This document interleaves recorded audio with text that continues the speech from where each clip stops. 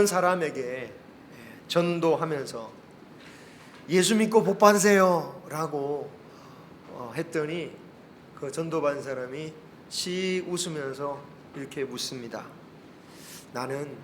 저는 서울 강남 아파트에 사는데 혹시 어디 사시냐고. 저 아무 걱정 없이 정말 요즘 너무너무 행복하게 사는데 정말 당신도 걱정 근심 하나 없이 사냐고. 만약에 여러분이 전도하는데 그런 반문을 들으신다면 어떤 생각이 드시겠습니까? 물질이야 뭐 그렇다 치고요, 정말 그리스도인에게 근심 걱정 없이 살아가고 있느냐, 정말 나는 그렇게 살고 있는가? 스스로 그런 질문을 하게 될지도 모르겠습니다. 한번 이 말씀을 한번 생각해 보죠. 요한복음 14장 1절 같이 읽겠습니다. 시작. 너희는 마음에 근심하지 말라. 하나님을 믿으니 또 나를 믿으라. 아멘. 또 빌립보서 4장 6절 말씀도 같이 읽겠습니다. 아무것도 염려하지 말고 다만 모든 일에 기도와 간구로 너희 구할 것을 감사함으로 하나님께 아뢰라. 아멘. 우리는 이 말씀을 평생토록 마음에 새기면서 살아야 될 줄 믿습니다. 아멘. 여러분, 왜 이 말씀을 새기고 살아야 됩니까? 이 약속의 말씀이 없으면 근심 걱정거리가 계속 생겨나는 게 우리 인생이니까 하나님께서 영감을 통하여 우리에게 이 말씀을 주시는 겁니다. 여러분, 걱정 근심거리가 없기 때문에 염려하지 말라고, 근심하지 말라고 하신 말씀이 아니죠. 걱정할 거 하나도 없어, 뭐 그런 일이 안 일어날 테니 걱정하지 말라, 그런 얘기가 아닙니다. 그런 일이 생길지라도 근심 걱정하지 말라는 뜻이에요. 걱정 근심거리는 늘 있기 마련입니다. 그것이 있기 때문에 이런 말씀을 주시는 거죠. 여러분, 예수님께도 근심하셨다라는 말씀을 찾아볼 수 있습니다. 십자가 달리시기 전날 밤 기도하시면서 주님은 직접 이렇게 말씀하셨어요. 내 마음이 매우 고민하여 죽게 되었다. 여기서 고민하셨다라는 단어를 달리 해석할 수 없는 것은 이와 동일한 단어가 예전에 예수님 따른다고 하다가 그러면 너 재산 다 팔고 나를 따라오느라 라는 말씀 때문에 결국은 예수님 따르는 것을 포기하고 돌아갔던 그 부자 청년이 고민하며 돌아갔다라는 그 단어를 쓰고 있기 때문에 예수 또 다르게 해석할 수는 없는 것 같습니다. 또 바울에게도 근심이 있었습니다. 빌립보서를 보면 옥에 갇힌 바울을 위해서 빌립보 교회에서 파송된 에바브로디도가 하필이면 도로 왔다가 병 걸려 거의 죽게 된 지경이 되니까 이 바울이 심히 근심했다라고 말했습니다.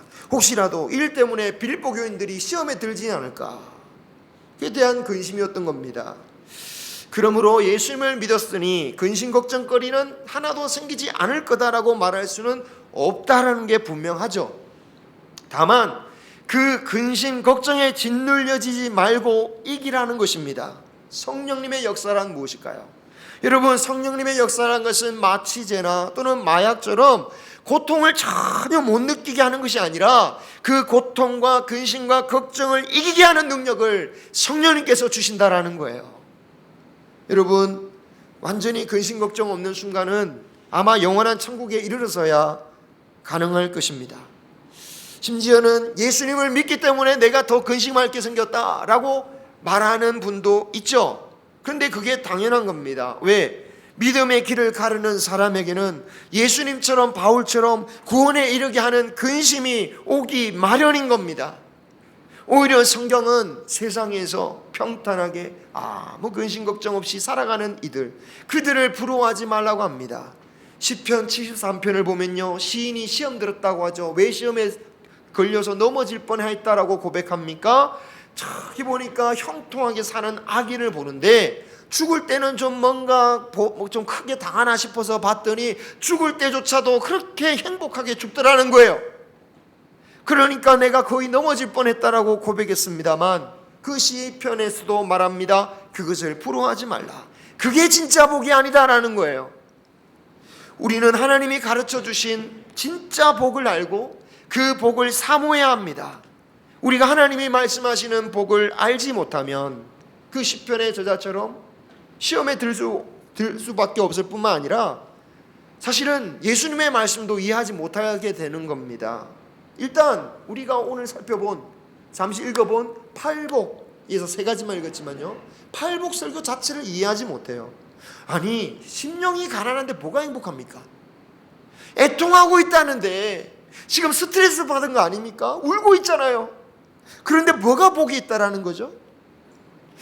우리가 누려야 할 복이 뭔지, 진짜 우리가 받아야 할 복이 뭔지, 누려야 할 복이 뭔지 모르면 말씀조차 이해할 수 없는 것이다라는 거예요.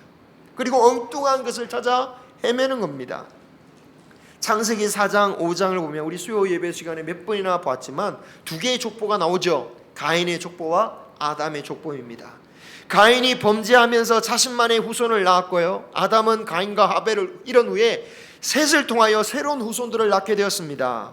그런데 이 족보를 보면 복의 기준을 어디에 두느냐에 따라서 진짜 누가 복받은 사람인가 갈려질 수 있어요.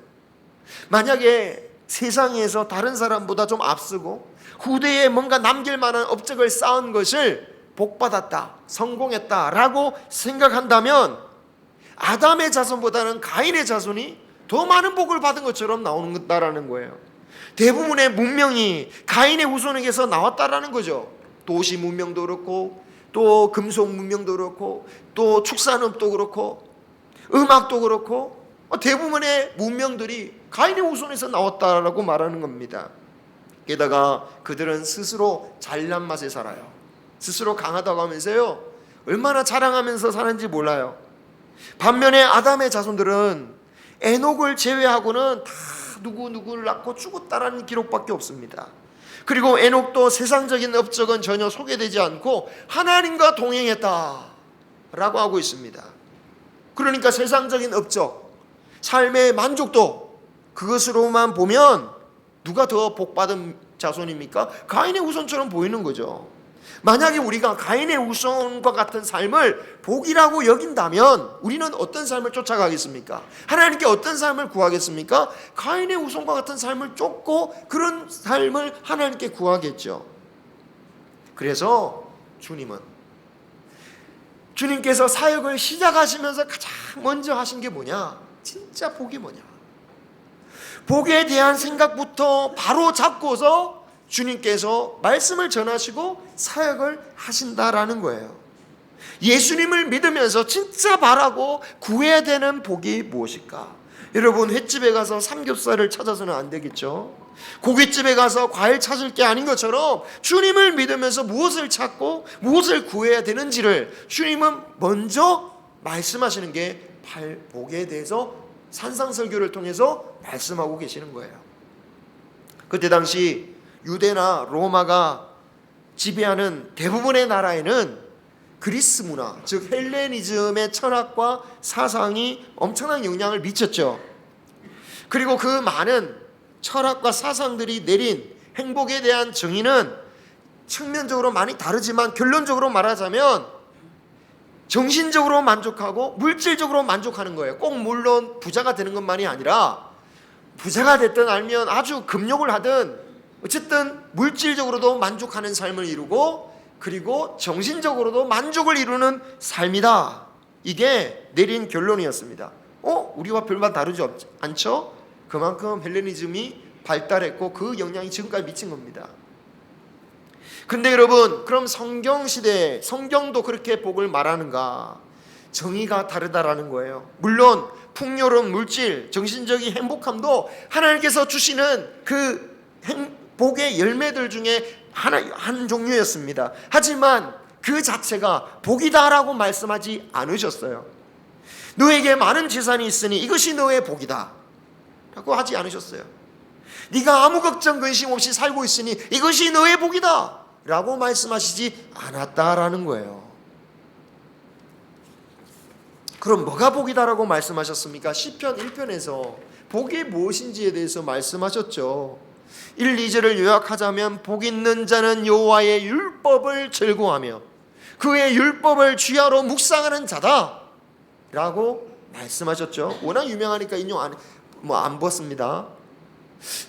여러분, 그 말씀은 복을 받기 위해서는 성경을 즐거워해야 되고 복을 받기 위해서는 밤낮으로 성경을 읽으면 된다라는 말씀이 아니에요. 만약에 그런 식으로 해석하면 성경을 즐거워하고 주야로 묵상하는 삶을 살 때에 보상받는 것이 복이다. 보상받는다. 즉 성경 묵상은 복을 얻기 위한 수단이요 도구로서 생각한다라는 거죠. 그런데 그 말씀이 뜻하는 것은 복을 받기 위해서 성경을 주야로 묵상하고 즐거워하라는 뜻이 아니라 그 말씀을 통해서 하나님의 인도함을 받는 삶, 그 말씀의 인도함을 받음으로써 하나님과 동행하는 삶, 에녹이 죽지 않고 올라갔던 그 복된 삶, 그런 삶이 복된 삶이다라고 말씀하시는 거예요. 아브라함과 이삭, 야곱, 다윗과 같은 이들이 물질의 축복을 받았기 때문에 그들이 복된 사람이 아니라 어떤 형편에서도 하나님과 동행하는 사람들이었기에 그들은 복된 사람이었던 겁니다. 구약에 그런 사람들만 있는 게 아니죠. 하나님과 말씀을 쫓아 살다가 오히려 고난을 받는 선지자들이 있었습니다. 모든 것을 빼앗긴 사람들이 있었습니다. 하지만 그들도 하나님의 말씀을 따랐기 때문에 그들은 어떤 사람입니까? 복된 사람들인 겁니다. 더 나아가서 신약의 성도들은 어떻습니까?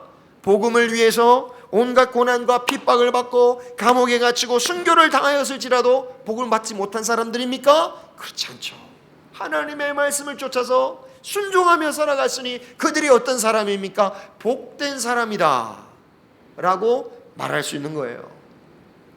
우리가 만약 내가 가지고 있는 것으로 복된 삶인지 아닌지를 판단하게 되면요, 구약의 몇몇은 복받은 사람이고 대부분의 사람들은 복받지 못한 사람들이 되는 것이겠죠. 또한 우리의 삶을 돌아보면 내가 가진 것으로 평가하면 내가 이만큼 살아왔는데 내가 가진 게 뭐냐? 야, 저 사람들보다 못하네. 야, 저 어린애가 축구해서, 저 어린애가 야구해서, 저 어린애가 대중가요 하나 불러가지고 부른 게, 야, 내가 평생 본 것보다, 저 한국 만든 것보다 더 많이 보네. 낭망하는 거죠. 가진 것 가지고 평가하기 시작하면. 그렇다고 돈이 많다고 성공했다고 보람차다라고 생각하는 것도 아니에요. 막상 얻게 되면. 물론 제가 그런 경험은 없지만 가져본 이들이 다 그러더라고요. 누구보다 솔로몬이 그러지 않습니까? 가져봐도 그렇지 않다라는 거예요. 제가 이런 말씀을 드리긴 하지만 목사들도 이런 생각을 할 때가 참 많아요. 나는 언제쯤 어려운 교회에서 벗어나서, 이 작은 교회에서 벗어나서 크게 목회를 할까? 그래서 하나님께 영광을 돌릴 수 있을까? 저는 그런 말을 한 적이 없습니다만 그런 생각이 문득 스치고 갈 때가 있고요, 그것을 진짜 말로 하시는 분들도 있더라고요. 그렇지 않죠. 그렇지 않죠. 우리의 진정한 복이 무엇인지를 우리는 생각해야 됩니다. 생각을 잡아야 돼요. 약속의 말씀을 붙잡고 하나님의 인도하심을 받아서 그와 동행하는 삶을 복으로 여기기를 소망합니다. 여러분, 요셉의 인생에 대해서 가장 힘든 두 순간이 있었죠.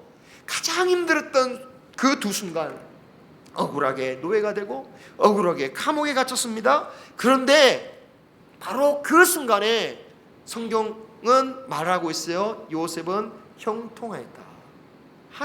요셉은 형통했다.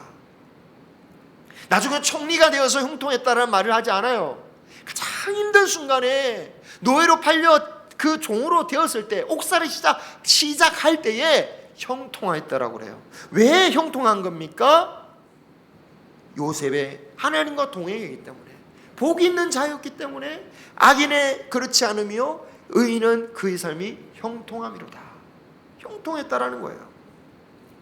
하나님의 말씀에 인도받고 따라가는 삶, 그 자체가 복 있는 삶이다. 이것을 가슴에 새기길 바랍니다. 사망의 음침한 골짜기를 지날지라도 목자 되신 예수님 그리스도의 인도함을 받는 자가 행복한 것입니다. 어린아기가 가장 행복하게 웃을 수 있는 순간은 좋은 놀이기구에 있는 것이 아니고 가장 귀한 그 젖병을 물고 있는 때가 아니라 그 어머니의 품 안에 있을 때에 가장 복된 것이고 가장 행복한 것이다.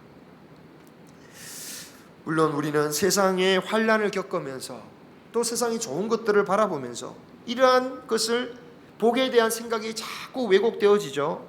예수님 시대의 유대인들도 그랬습니다. 그들이 겉으로는 세상의 것보다 하나님의 말씀을 잘 따르고 지키는 것 같지만 예수님께 인정받지 못한 것, 하나님께 인정받지 못했던 이유는 그들이 말씀을 지키고 따랐던 이유가 뭡니까? 세상의 복을 얻기 위한 수단이요 방법이었기 때문입니다.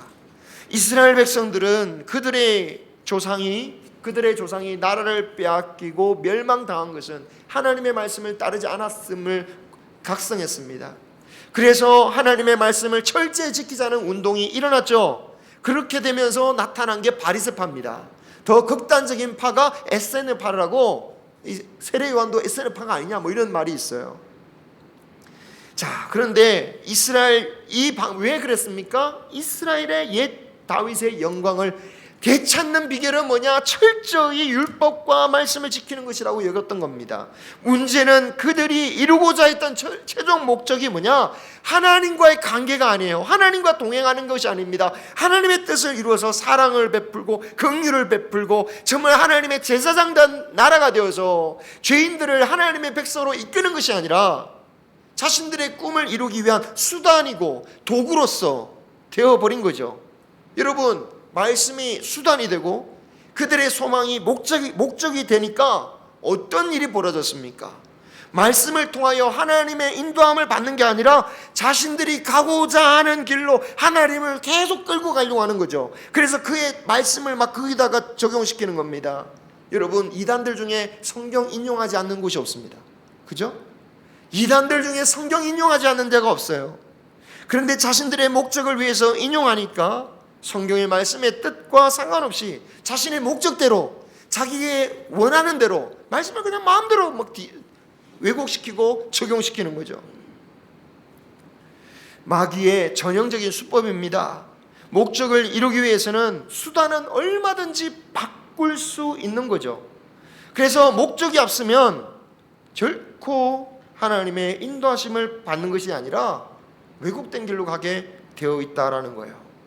그래서 저는 최근에 정치적인 목적을 위해서 목회를 하는 듯한 분들은 대단히 부적절하다. 옳은 것은 옳다, 얘는 얘고 아니면 아니다라고 말하는 것이 우리 그리스도인의 모습이어야 되는데, 정치적인 사람들은 내놓은 안 부리잖아요. 그죠? 뭐 어느 파든 상관없습니다. 우리 하는 건 다 괜찮고 무조건 잘못이고 우리는 무조건 옳다, 이런 식으로 가고 있다라는 거예요. 그의 앞장, 그 신앙의 이름을 들먹이면서 정치를 한다는 거, 이것은 그냥 윤리적으로 문제가 아니라 신앙적으로 대단히 문제다라는 생각을 하게 됩니다. 그런데 그 일을 하는 게 누구였다는 거예요? 유대인들이 그랬다는 겁니다. 유대인들이 그런 정치적인 메시아를 원했잖아요. 유대인들이 독립과 경제 성장을 이루어줄 정치적인 메시아를 얼마나 기다리고 바랬습니까? 조금만 뭔가 이렇게 뭐 대단한 사람이 나온다 싶으면, 야, 저 사람이 메시아인가 보다.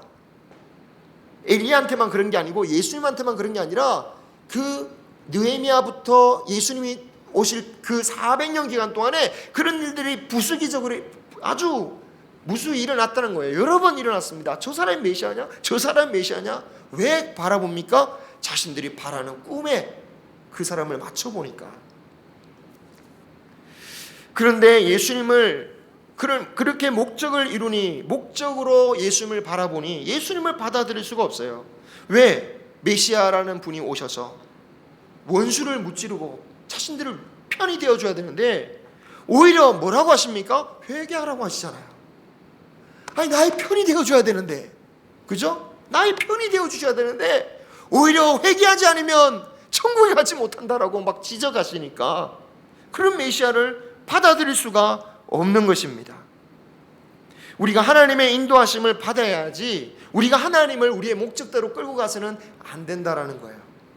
주님께서 처음 설교하시면서, 처음 설교시자 처음 사역이죠. 구체적으로 나오는 복이란 이런 것이다라고 말씀하시는 이유는 너희가 원하는 복을 구하며 나를 따를 게 아니라 하나님이 주시려고 하는 복, 하나님이 주시려고 하는 복을 구하라는 의미라는 거예요. 여러분은 어떤 마음으로 주님을 따르고 어떤 마음으로 이 예배를 드리고 계십니까? 여러분의 소원을 이루기 위해서, 여러분의 목적을 이루기 위해서 주님을 따르고 이 예배를 드리고 계십니까? 아니면 주님이 인도하시는 것을 깨달아 알기를 원하여, 주님이 인도하시는 길을 깨달아 알기 위하여 이 예배에 참석하고 계십니까? 정말 중요한 겁니다. 어떤 이들은 모든 종교는 믿는 대상이 다를 뿐이지 믿는 목적은 똑같다라고 말해요. 그죠? 대부분 그렇게 말합니다. 믿는 사람 믿는 게, 그러니까 다 종교는 같다라는 거예요. 어차피 목적은 똑같지 않느냐? 그런데 여러분, 하나님을 믿는 것은 목적이 같지 않습니다. 예수님을 따른다는 것은 나의 목적을 이루는 것이 아니라 주님의 목적으로, 주님이 뜻하시고자 하는 그 인도하심을 받는 것이 우리 신앙의 목적이다라는 거예요. 마태복음은 이런 생각의 변화를 가장 먼저 우리에게 요구하고 있습니다. 산상설교라고 합니다. 산상설교라고 말하는 이유는 1절에 보면 산에 올라가 앉으셨다라고 말씀하고 있기 때문에 산상설교라고 하는데, 그런데 누가복음을 보면 똑같은 말씀이 기록된 곳에서 뭐라고 하시냐면 평지에서 말씀하신 것으로 나와요. 평지에서. 아이고야, 이 성경이 왜 이러냐, 둘 중 하나는 틀렸구나 라는 생각을 할 수도 있지만, 한번 사진을 보겠습니다. 여기 가보신 분도 계시겠지만요, 이곳은 주님께서 산상설교를 하셨다라고 추정되어지는 곳에 지은 팔복교회입니다. 팔복교회. 팔복에 관한 설교를 하셨다, 산상설교를 하셨다 해가지고 그 중에 산상설교 중에 가장 대표적인 말씀이 팔복이니까 팔복선교회라고 쳤어요. 옆에는 갈릴리 호수죠. 그런데 여기 보니까 어떤 곳 같습니까? 사진을 보니까 애매하죠. 산이기도 하고 언덕인 것 같기도 하고, 그래서 애매해서 적었나 보다. 그렇습니다. 그렇게도 이해할 수 있고요. 그래서 그 마태가 무슨 그 관점에 따라서 표현을 달리했다라는 것을 알 수 있어요. 그러면 중요한 게 관점이죠. 왜 마태는 여기를 산에 올라갔다는 표현으로 사용했는가? 우리가 종종 봤지만 이 표현은 바로 모세를 떠올리게 만드는 거예요. 모세에게 익숙한 유대인들에게 마치 모세가 시내산에 올라가서 하나님으로부터 받은 그 말씀을 선포했던 그 장면을 떠올리는 거죠. 하나님은 그 백성들을 바로 애굽으로 데려가지 않으시고 시내산에 1년 가까이 머물게 하시면서 말씀을 주셨습니다. 왜 그러셨습니까? 400년간 애굽 생활에 찌들어서 노예 생활에 찌들고 우상 문화에 쩌들었던 그 생각과 가치관을 이제는 다 걷어내라는 것입니다. 이제는 하나님께서 주신 생각과 가치관으로서 살라는 거예요. 예수님께서 산 위에 올라가셔서 말씀하셨다라는 것은 이제까지 생각들, 너희들이 이 애국과 같은 이 로마의 지배를 받고 그리고 그 노예처럼 살았던 그 생각, 그 너희들이 그 왜곡된 그 모든 생각을 바꿔서 이제 너희들이 원했던 그 복을 버리고 하나님이 말씀하시는 복을 쫓아서 살라라는 말씀인 겁니다. 그 말씀을 받아들일 때에 다음에 나오는 심령이 가난하고 그리고 애통하고 온유하고 이런 말씀을 받아들일 수가 있는 거죠. 우리는 날마다 내가 꿈꿔야 할 진정한 복이 무엇인지 우리의 마음을 새롭게 해야 됩니다. 마음을 새롭게 해야 돼요. 어떻게 새롭게 합니까? 주님이 뜻하신 바로. 우리는 살아가면서 자꾸 세상을 보면서 세상 욕심 따라 마음이 변하잖아요. 그죠? 나가자마자 마음 변하잖아요. 그래서 우리는 주님 앞에 말씀 앞에서 기도하면서 마음을 주님의 말씀으로 주님의 뜻으로 받아 새롭게 함을 받아야 된다는 거예요. 그렇게 새롭게 하기 위해서 주야로 말씀에 묵상하는 것이고 그 새로운 말씀으로 주의 말씀을 들고 기도하는 자가 그 말씀 앞에 나아가는 자가 주와 동행하는 사람이다. 우리의 삶이 힘들지라도 하나님이 이끌어주시는 우리 삶에 대하여 감사하고 구원을 사모하는 마음으로 주 앞에 나가기를 소망합니다. 하나님, 이것을 해줘야 되지 않겠습니까? 아니 주님, 이렇게 하시면서 제가 어떻게 주님을 믿겠습니까? 이런 마음을 버리고 오직 주님의 말씀, 그 가운데에서도 주님의 말씀을 따르는 진정한 복을 누리시기를 바랍니다. 그런 복된 사람은 시냇가에 뿌리를 내린 사람처럼 지금은 열매가 없을지라도 때가 되면 반드시 때를 따라 열매를 맺게 될 것입니다. 바라기는 깊은 뿌리를 하나님 말씀에 두시고 복된 인생을 살아가는 저와 여러분 되시기를 주님의 이름으로 축원합니다. 기도하겠습니다.